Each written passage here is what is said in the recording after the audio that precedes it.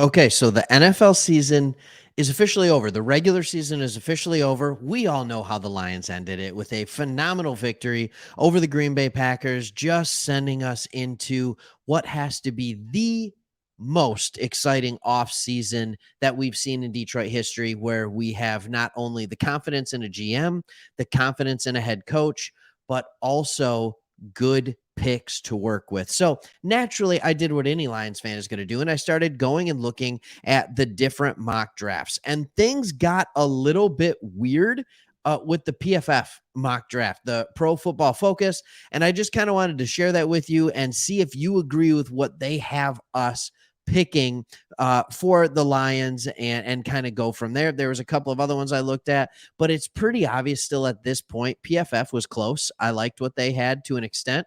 But it was pretty obvious with a lot of the national ones that they're still just not understanding what our team is yet. So PFF made good use of our first pick. That's why I chose it. But things got weird in our second first round pick, So let's go ahead and take a look at what they have here. And we'll start with they had a trade to start with, because, of course, they're going to do that. And it does make sense for the Bears to trade out of this. If they think Justin Fields is their quarterback of the future, why in the world would they sit at number one? Let somebody trade up, jump Houston, or Houston move up, and you go back to two.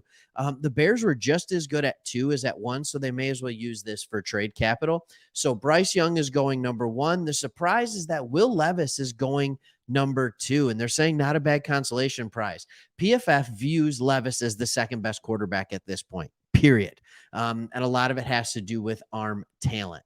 Then Arizona Cardinals go Will Anderson, edge. That's cool. Replace J.J. Watt. Good for them.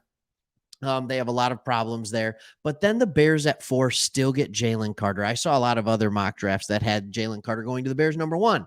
I think this is the player we all wanted. I think this is the player we all wanted for the Lions when we were in the mix for a top 5 pick. But it's probably not going to be in the cards at this point. Seattle goes Miles Murphy, edge, makes sense for them. And then we have the Lions coming in via the Rams, and we go Brian Breesy out of Clemson. This is a guy 6'5", 300 pounds. He can play that 3 technique with McNeil at the nose. So you have McNeil as the run stuffer, and Breesy can come in as a pass rusher from the interior. And I like what they said this. They've already found a pair of edge rushers in Aiden Hutchinson and James Houston. Okay. That's not it. We still have, at this point, we still have Okwara on this team, Romeo Okwara on this team. Charles Harris is still on this team. 2 guys that were battling injuries this year. Okwara recovering from the Achilles, and Harris, I think it was a hamstring that really sidelined him most of the year. So you have to decide, are you going to keep those 2 guys in backup? Otherwise, we could see something like Miles Murphy coming our way if we feel like we need to continue filling the edge. All right. So that's not where things got interesting. I'm not going to take a lot of times. They go Stroud right after us to the Raiders. Edge Tyree Wilson. I've seen him mocked to us in other ones. And then Anthony Richardson, 4 quarterbacks in the first 9 picks. That is a stark contrast from last year. I'd be very curious to see if that works. So I'm going to save you some time.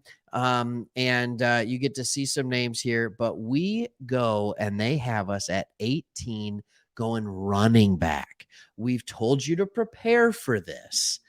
I don't know after the Packers game if that's necessarily where I'm leaning toward us going. I think a lot of this will be answered on what kind of a contract we hand out to Jamal Williams. Not that we necessarily view him as just the lead back, but he wasn't the lead back for the first 3 or 4 games. He's still got 1,000 yards this year.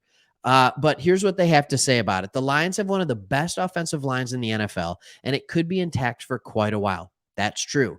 Ragnow, Sewell, Decker, all signed for at least the next 3 years. All of them. All of them. It could be intact. At that point, it could make sense to put an elite talent like Robinson behind it and give opposing defensive coordinators nightmare. Robinson set the PFF college single season record with 104 broken tackles this past season.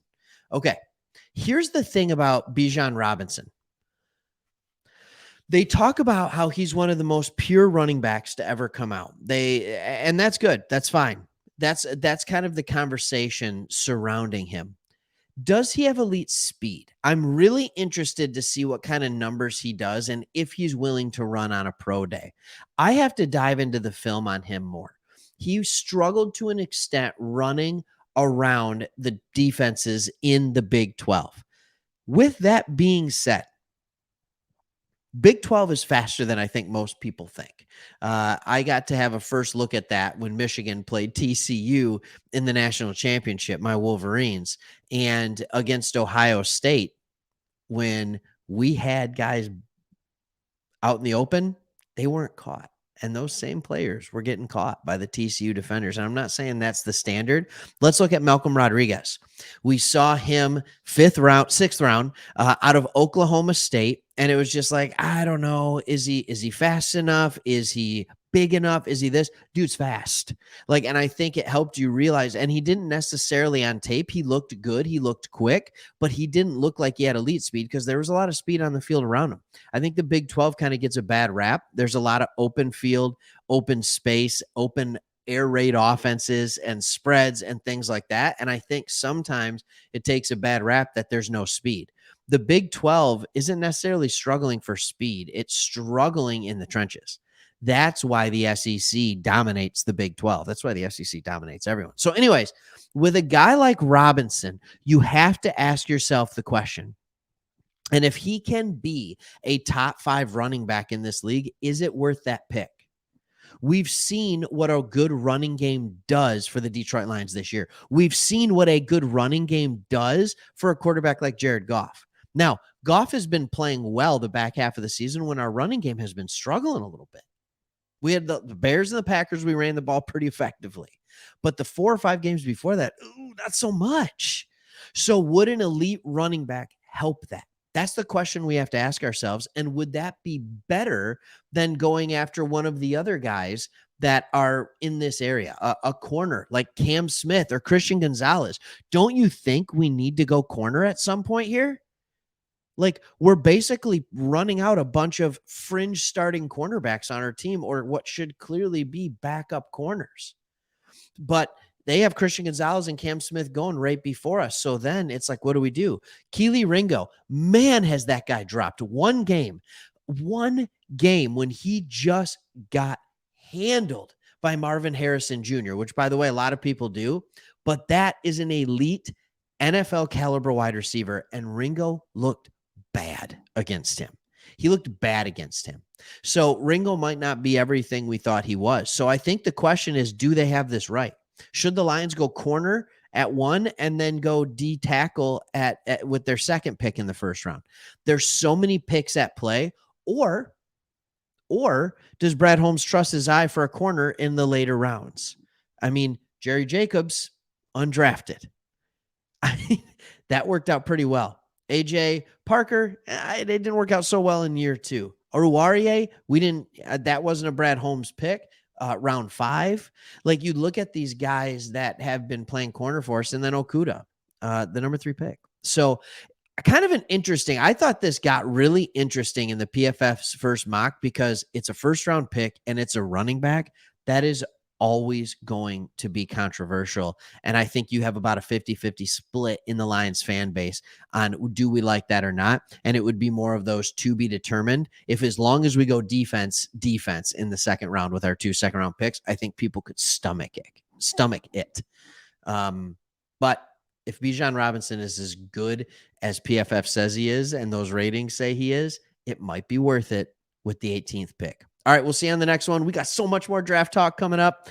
So much more. We're going to be breaking down different players, different profiles, who would fit going to the Lions. You know there's going to be a guy that jumps 30 spots. There's going to be a guy who falls like crazy. We're already seeing Ringo falling like 15 spots. He was projected possibly to go to the Lions at 4 when we had the 4th pick, and now he's going at 20.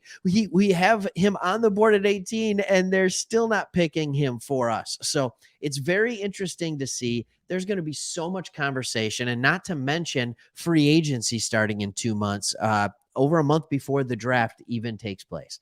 Really excited about it. Hope you guys are too. Go Lions. See you on the next video.